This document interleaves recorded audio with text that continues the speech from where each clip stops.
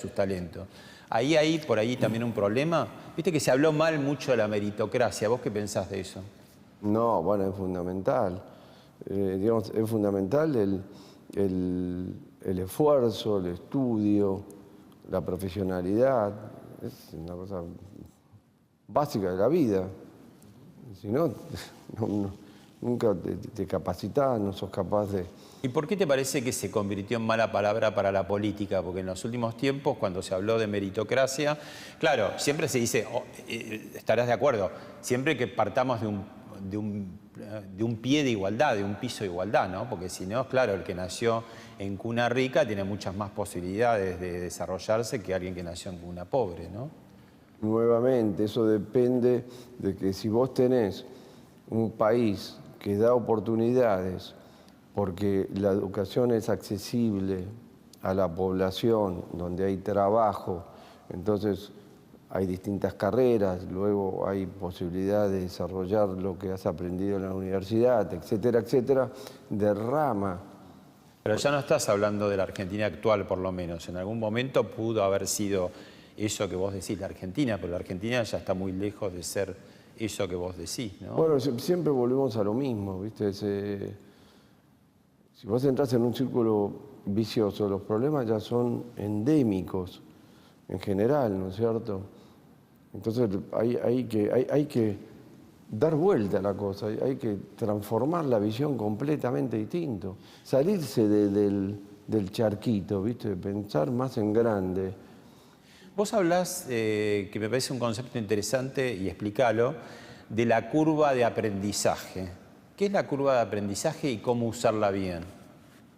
Bueno, para mí, la curva de aprendizaje, un ser humano tiene una vocación, esa vocación la puede desarrollar primero a través del estudio y la capacitación, y luego siempre tiene que tener una actitud de curiosidad frente a la vida. O sea, ahora está cambiando aceleradamente, como dijimos hace un rato. Hoy tenemos que aprender enormemente de la juventud, porque el progreso viene más dado por la juventud que por la gente grande. Entonces, la curva de aprendizaje te tiene que posicionar en un lugar de humildad, de apertura, de trabajar en equipo con gente que trae esas artes, esas ciencias, ¿no? Y agregársela a la experiencia y trabajar en equipo, ¿no? Sobre todo porque nunca gente de mi generación puede manejar el idioma y las nuevas tecnologías. En algunas cosas uno sí va aprendiendo porque le pertenece por ahí más a la generación, ¿no es cierto? Pero la curva de aprendizaje es eso, siempre tener la actitud de aprender, ¿no?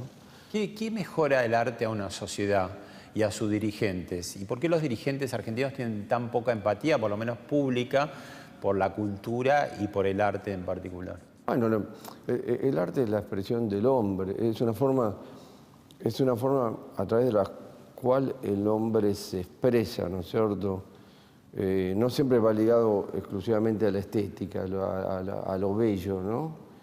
Precisamente acá, en las obras que hemos visto, se expresa la problemática, ¿no? Por ejemplo, esta fundamentalmente es bella, pero al mismo tiempo dice muchas cosas, ¿no? Políticas y sociales. Pero por supuesto, ¿no es cierto? Y se mantiene en el tiempo, ¿no? Porque han pasado décadas y décadas y podría ser de hoy este cuadro, ¿no? Es de hoy, es clásico, por eso es un clásico. Es clásico.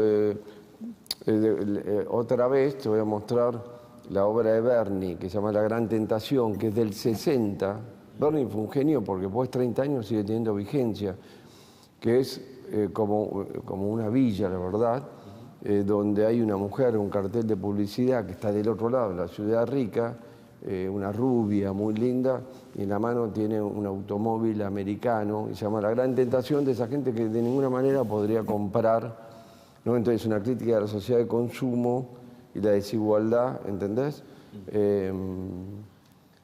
Y entonces es siempre el mismo tema de acá, de no poder ser inclusivos, ¿no es cierto? Eduardo, para seguir nutriéndonos, te propongo hacer otra recorrida. Bueno.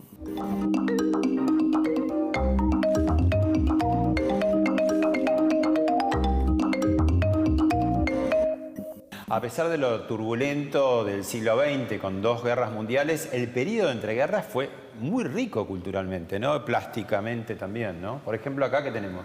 Bueno, esto es Rafael Barradas, un artista uruguayo. El Malva va a hacer una exhibición de él para el aniversario. Vivió solamente 39 años. Su año más importante de creatividad fue el año 1918. Es uno de los pintores más importantes de Uruguay. Sí, sin duda. El año 1918 con el vibracionismo. Él era muy amigo de Torres García. Y una suerte de collage pareciera, ¿no? Pero de la ciudad, o sea, sí, es la exaltación de la ciudad, el movimiento de la ciudad, el advenimiento de la máquina, del ferrocarril. Esto coincide con la época del dadaísmo, del surrealismo. Bueno, eso es un poco posterior, digamos, ¿no? En el 30, 20, 30, 40, ¿no?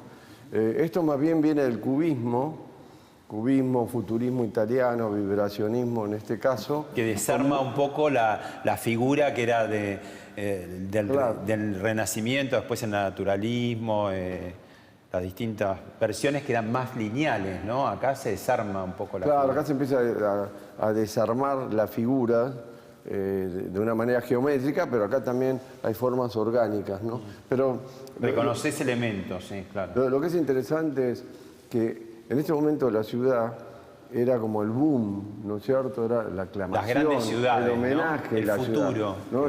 La cuna de la creatividad, del progreso, etcétera. Y ahora, eso fue en 1918, 2021, la ciudad está castigada por la pandemia. Claro. Está alicaída, los locales cerrados, la gente queriendo ir, ¿no? Entonces yo quería hacer esa analogía, después de 100 años, como ahora la ciudad, después se va a recuperar, pero digamos, es interesante esa comparación. Bien, y hay otras también para ver de ese estilo. Ahora vamos. A ver.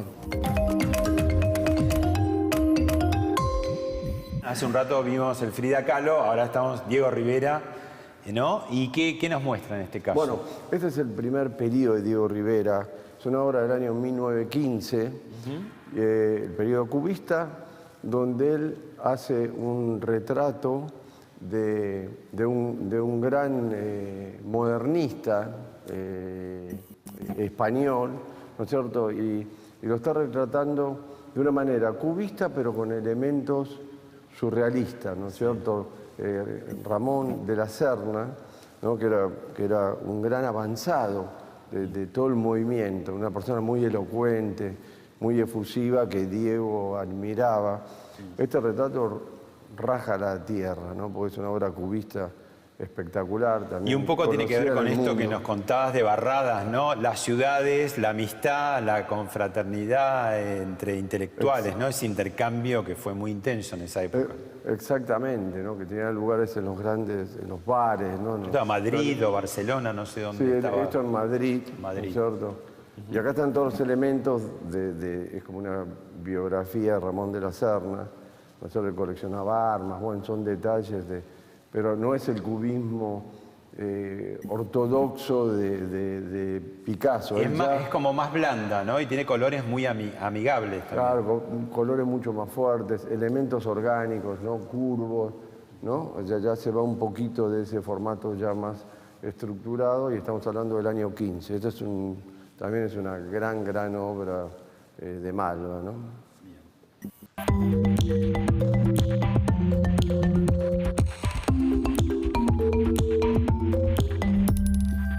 Bueno, venimos del mexicano Rivera y vamos a otro uruguayo, en este caso. Sí, Joaquín Torres García es el artista más importante de la historia uruguaya, que él inventa el constructivismo. Y esta obra es muy importante porque precisamente el título es el constructivismo universal. Torres García era una persona muy religiosa y metafísica, y aquí lo que plasma en la tela son los elementos vitales del hombre, o sea, el hombre, la mujer, el alimento, el pescado, la jarra, ¿no? El origen de la bebida, la casa, ¿no? Y es lo que nuevamente, como los distintos artistas del modernismo latinoamericano, quieren expresar la propia cultura, reafirmarla, ¿no? Él es el que dibujó el plano al revés, visto el continente americano desde el sur, ¿no? Donde que la gravitación está en el sur y no en el norte, ¿no? Y está muy